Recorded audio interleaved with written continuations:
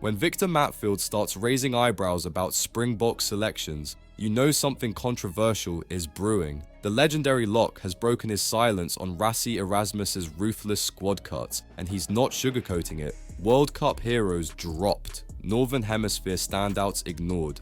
Faf de Klerk on the edge. Is this the dawn of a new era or the start of unnecessary chaos? South Africa's 37-man squad for the Rugby Championship is causing tremors, and Victor Matfield isn't pretending otherwise. Speaking on the Rivals podcast, the former Boks captain pointed directly at 3 shocking omissions: Makazole Mapimpi, Lukhanyo Am, and Thomas du Toit.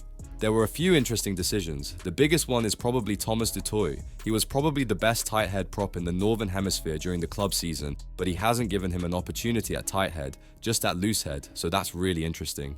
The decision not to play du Toit in his dominant tight head role, despite being a beast in Europe, raises the obvious question: what's really going on in Rassie's selection room? And then there's the coldest cut of all, Mapimpi and Am, the very duo that defined the Boks glory in 2019. And then the 2 guys who were there for the first World Cup, Mapimpi and Lukhanyo Am, are not there anymore.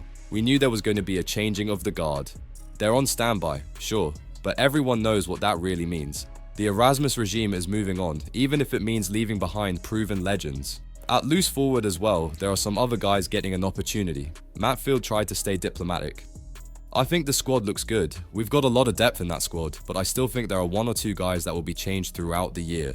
But the message is clear. There's tension between loyalty and evolution, and Rassie is swinging the axe. Even Faf de Klerk, fresh off a strong impact off the bench against Italy and Georgia, couldn't escape the cut. He's been on the edge of the squad for the last 3 or 4 years. He didn't play a lot of rugby last year, so they probably had to decide between him and Cobus Rina to be that experienced scrum half. Faf played brilliantly when he came on. He had a big impact, but with Cobus being there last year, coming back to South Africa to play in South Africa for the Stormers, he probably just got the nod.